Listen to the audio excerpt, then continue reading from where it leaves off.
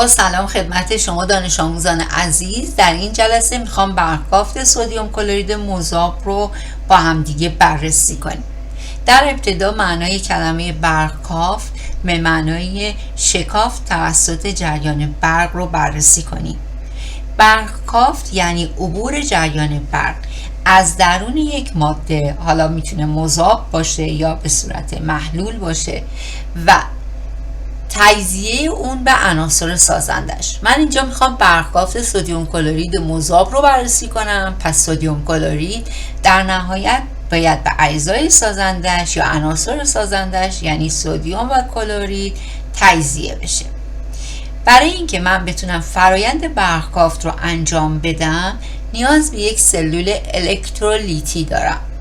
همونطوری که میدونیم یک سلول الکترولیتی از یک ظرف تشکیل شده که دو تا تیغه، دو تا الکترود در درون اون قرار داره و اون ماده مورد نظر یا الکترولیت ما هم درون ظرف ریخته شده.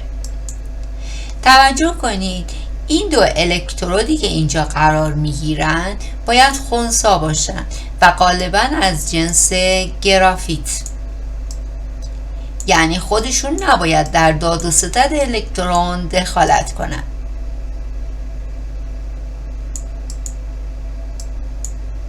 و همینطوری که قبلا گفتیم یک سلول الکترولیتی از یک باتری تشکیل شده که در واقع ولتاژ لازم برای انجام اون فرآیند رو در اختیار میذاره. برای اینکه سدیم کلرید تجزیه بشه به عناصر سازندش از جریان برق یا باتری کمک میگیری. این انرژی الکتریکی یا جریانی که ایجاد میشه الکترون ها رو هدایت میکنه به الکترود سمت راست که با عنوان کاتود مشخص شده. الکترون ها روی کاتود جمع میشن. کاتود ما از جنس گرافیته. وقتی الکترون ها میان روی این تیغه جمع میشن، NA مثبت درون الکترولیت میره به سمت تیغه. چرا؟ چون ایون مثبت میره که الکترون ها رو دریافت کنه. پس ایون های مثبت موجود در الکترولیت میرن به سمت الکترودی که روش الکترون ها نشسته و در اونجا میان این الکترون ها رو جذب میکنن.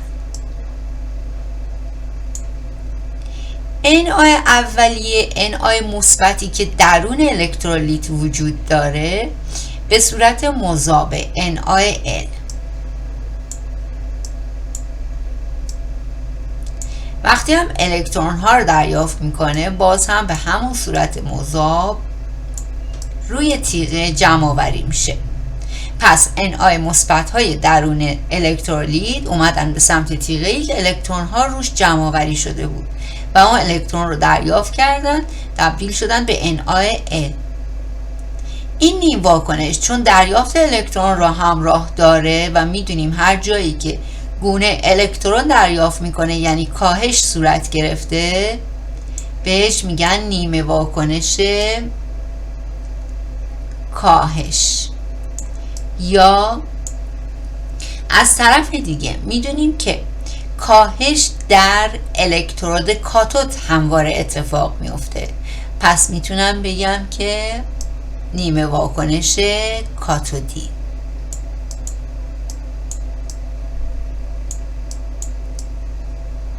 نیمه واکنش کاتودی. به این ترتیب من تونستم Na رو به دست بیارم از نیمه واکنش کاتودی. راجع به کاتود چه چیزهای دیگه ای باید بدونیم؟ باید بدونیم که چون الکترون ها در روی این تیغه یا این الکترود وارد میشن، پس بار این الکترود منفیه. منفی بودن الکترود کاتود در سلول الکترولیتی موجب میشه که ایون های مثبت بیان سمتش و الکترون دریافت کنن و کاهش پیدا کنن. توجه کنید همواره کاتیون ها جهت حرکتشون به سمت کاتوده. پس کاتیون ها میرن به سمت کاتود و این تیغه گرافیتی در واقع کاتود نامیده میشه. از طرف دیگه در تیغه گرافیتی دیگه‌مون که کمبود الکترون وجود داره و بار مثبت روی این تیغه احساس میشه، یون‌های منفی میرن به سمت این تیغه چون بارهای مخالف همدیگر رو جذب میکنن. Cl منفی میره به سمت تیغه‌ای که روش تراکم الکترون کم یا به عبارتی مثبت تره، میره در اونجا تا الکترونش رو از دست بده. میدونید که کلور به صورت آزاد دو اتمیه، پس Cl2 و الکترون آزاد میشه. Cl منفی ابتداییمون حالت مایع داره و وقتی که الکترون رو از دست میده به حالت گازی شکل. این نیمه واکنش که بیانگر اکسایش هستش و روی آنود صورت میگیره بهش نیمه واکنش آنودی هم میگه. نیمه واکنش آنودی. خب میدونیم هر نیمه واکنشی که می نویسیم موازنه رو باید انجام بدیم.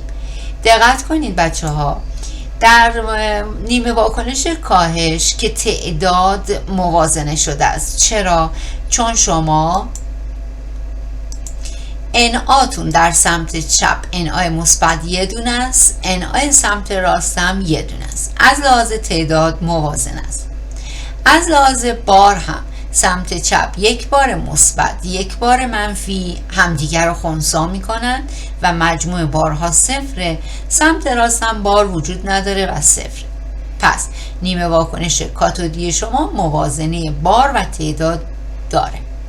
برای نیمه واکنش آنودی اگر دقت کنید در سمت راست شما دو تا اتم کلور دارید، در سمت چپ یه دونه Cl منفی، پس یه ضریب 2 میذاریم برای Cl. الان تعداد کلور در دو طرف برابر میشه. از لحاظ بار دو بار منفی دو تا Cl منفی دو بار منفی خواهد داشت، پس تعداد الکترونامون باید بشه 2.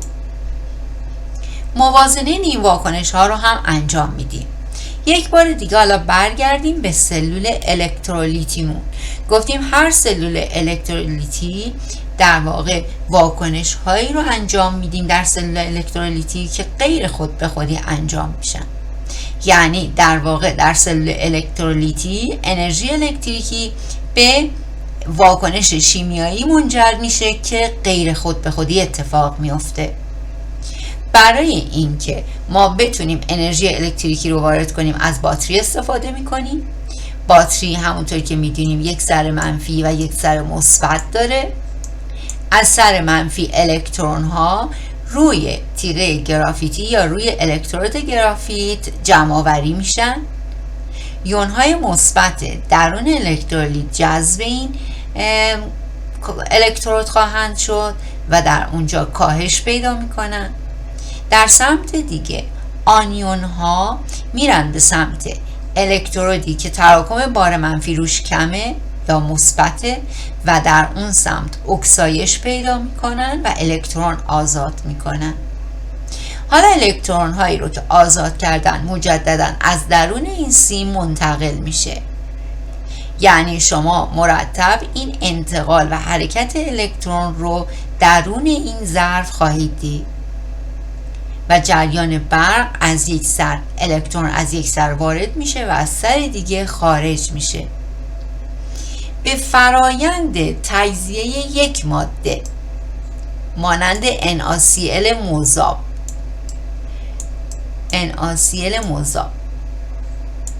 اینو باید NaCl مذاب فرایند تجزیه NaCl مذاب که با L نمایش داده میشه به عناصر سازندش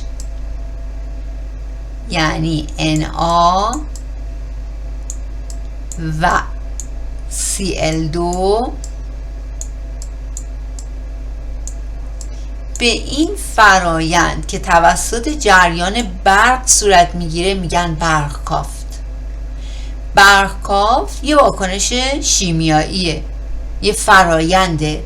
برای اینکه برقکافت انجام بشه نیاز به سلول الکترولیتی دارم.